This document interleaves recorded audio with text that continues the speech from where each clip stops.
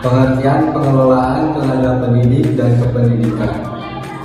Pengelolaan tenaga pendidik dan kependidikan merupakan proses pengelolaan sumber daya manusia yang potensial serta berperan dalam mewujudkan tujuan pendidik nasional. Di antara tenaga pendidik dan kependidikan, ini meliputi guru, dosen, kepala sekolah, rektor, staf tata usaha, dan staf-staf lainnya. Pengelolaan tenaga pendidik dan kependidikan adalah mekanisme pengelolaan yang harus dilakukan secara menyeluruh dan berkesinambungan, mulai dari tenaga pendidik dan kependidikan melalui proses perencanaan sumber daya manusia, perekrutan, seleksi, penempatan, dan pemberian kompensasi, penghargaan, pembinaan dan latih atau pengembangan dan pemberhentian. Semua itu dilakukan untuk membentuk dan menghasilkan tenaga pendidik dan kependidikan yang berkualitas sesuai dengan bidangnya masing-masing. Suatu organisasi pendidikan seperti sekolah berhak memilih dan melakukan seleksi untuk menerima tenaga pendidik dan kependidikannya. Hal ini dimaksudkan agar sekolah bisa lebih baik dan berkualitas sehingga siswa sebagai inputnya bisa berkualitas pula. Tujuan pengelolaan tenaga pendidik dan kependidikan. Tujuan pengelolaan tenaga pendidik dan kependidikan berbeda dengan sistem manajerial sumber daya manusia pada konteks bisnis. Di dunia pendidikan, tujuan pengelolaan SDM lebih mengarah kepada pembangunan pendidikan yang bermutu, membentuk SDM yang handal, produktif, kreatif, berprestasi.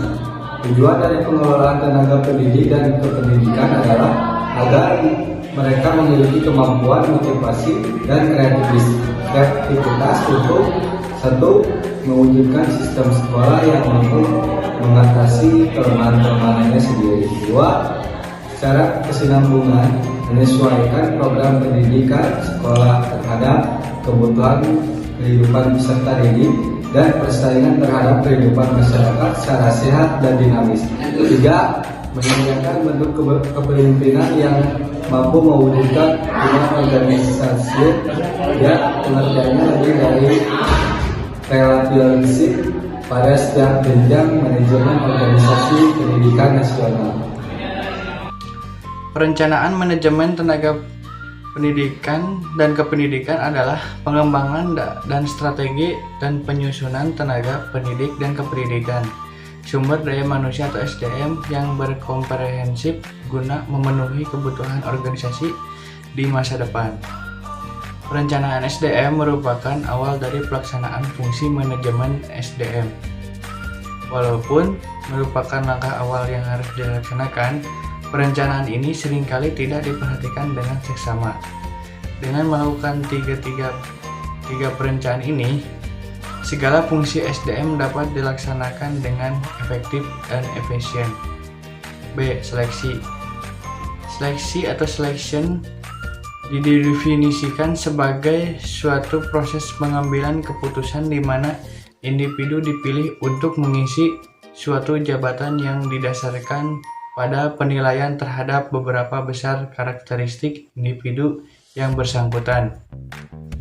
Sesuai dengan yang dipersyaratkan oleh jabatan tersebut, walaupun proses seleksi itu penting dan sangat menentukan keberhasilan roda organisasi, permasalahan sering timbul manakala proses penempatan pegawai yang kompeten beralih dari proses rekrutmen menuju tahapan seleksi.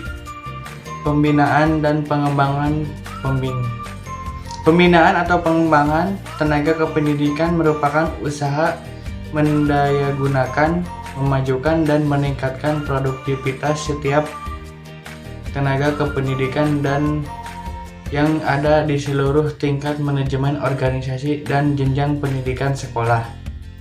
Tujuan dari kegiatan pembinaan ini adalah tumbuhnya kemampuan setiap tenaga kependidikan yang meliputi pertumbuhan keilmuannya, wawasan berpikirnya, sikap terhadap pekerjaannya, dan keterampilan dalam melaksanakan tugasnya sehari-hari sehingga berproduktivitas kerja dapat ditingkatkan.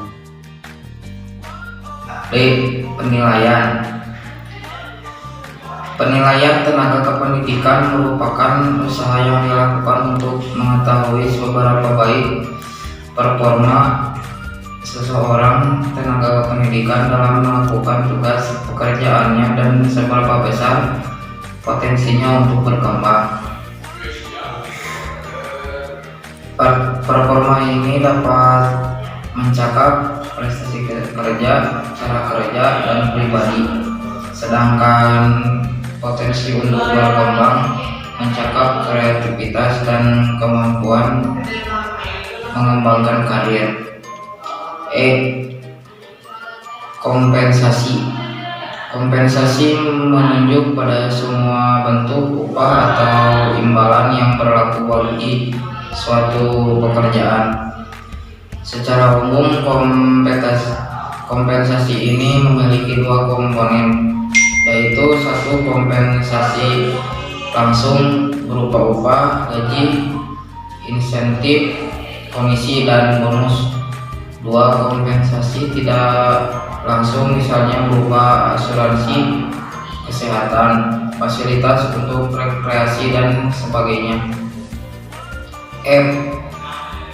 Pemberhentian tenaga kependidikan merupakan proses yang membuat seseorang tenaga kependidikan tidak dapat lagi melaksanakan tugas pekerjaan atau fungsi jabatannya, baik untuk sementara waktu maupun untuk selamanya. Banyak alasan yang menyebabkan seseorang tenaga kependidikan berhenti dari pekerjaannya. Putus hubungan kerja, yaitu satu, kerja permintaan sendiri untuk berhenti. Dua, karena mencapai batas usia pensiun menurut ketentuan yang berlaku bagi pegawai negeri. Tiga, karena adanya penyederhanaan organisasi yang menyebabkan adanya penyederhanaan tugas di satu pihak, sedang di pihak lain diperoleh kelebihan tenaga kerja. Empat, karena yang bersangkutan melakukan penyerangan atau tindakan pidana, misalnya melanggar peraturan yang berlaku seperti melanggar sumpah jabatan, melanggar peraturan disiplin, korupsi, dan sebagainya.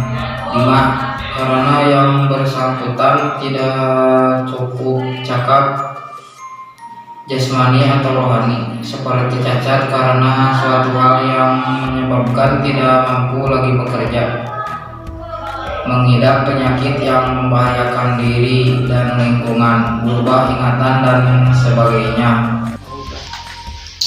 Gambaran tentang berbagai tantangan yang dihadapi dalam pengelolaan tenaga kependidikan antara lain adalah: A. Profesi dalam bidang kependidikan selain guru masih belum luas dikenal oleh masyarakat, seperti laboratorium, perpustakaan, sehingga kurang mendukung terhadap pengembangan profesi. Karena salah satu ukuran profesi adalah pengakuan dari masyarakat tentang eksistensi profesi tersebut. B. Adanya perilaku tenaga kependidikan yang kurang menguntungkan, seperti perilaku yang paternalistik yang terjadi karena keengganan bawahan untuk berpendapat atau karena dominasi atas terhadap bawahan itu teramat kuat, kepatuhan semu, kekurangan kemandirian dalam bekerja, konsensus yang menekan pada perilaku penggarapan secara informal dan forum formal resmi hanya mengukuhkannya, dan adanya perilaku evasif yakni tidak satunya kata dengan perbuatan. C. Perilaku tenaga kependidikan yang cenderung primodalisme, yaitu enggan meninggalkan tempat aslinya, sehingga pemerataan tenaga ahli di bidang kependidikan sangat sulit dilaksanakan.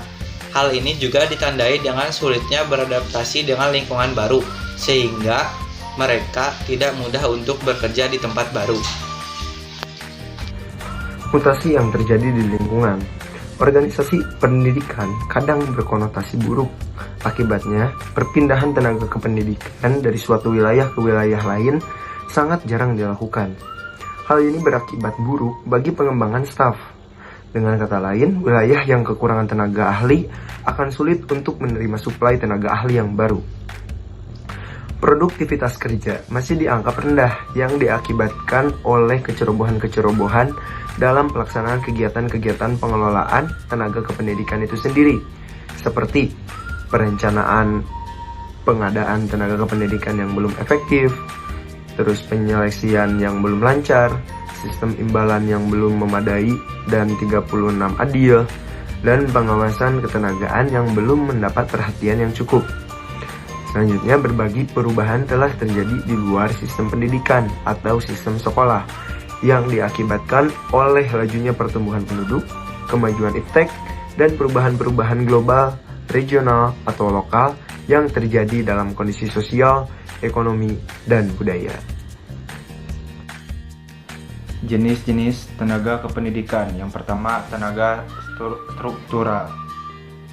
Jabatan struktural adalah profesi pegawai negeri sipil yang memiliki kedudukan dalam suatu struktur dari organisasi. Nah, kedudukan dari jabatan struktural terdapat beberapa tingkat-tingkat. Mulai dari tingkat kedudukan yang paling rendah, yakni pejabat tingkat eselon (IVB). Lalu jabatan struktural dengan kedudukan tertinggi, yaitu tingkat eselon 1A. Pegawai negeri sipil dalam jabatan struktural mengemban tugas, kewajiban, dan tanggung jawabnya dalam rangka mengisi kursi kepemimpinan sebuah satuan organisasi. Contoh jabatan struktural. Dalam jabatan struktural, nantinya lingkup kerja pegawai negeri sipil terbagi menjadi dua, yakni pusat dan daerah. Berikut contoh jabatan dari masing-masing lingkup. Yang pertama, jabatan struktural di lingkup pusat. Berdasarkan namanya, pegawai negeri sipil dengan jabatan struktural ini akan bekerja di instansi pemerintahan di tingkat pusat. Yang kedua, jabatan struktural di lingkup daerah. Lalu, pegawai negeri sipil pada jabatan struktural ini akan bekerja di instansi pemerintahan di tingkat daerah. Keahlian adalah jabatan fungsional, klasifikasi profesional yang pelaksanaan tugas dan fungsinya mensyaratkan penguasaan ilmu, pengetahuan, dan teknologi di bidang keahliannya. Sedangkan jabatan fungsional keterampilan adalah jabatan fungsional, kualifikasi teknisi atau penunjang profesional yang pelaksanaan tugas dan fungsinya masyarakat penguasaan pengetahuan teknis di satu bidang ilmu pengetahuan atau lebih. Contoh jabatan fungsional keahlian adalah dokter, dosen, ahli kurikulum, akuntan, dan lain-lain.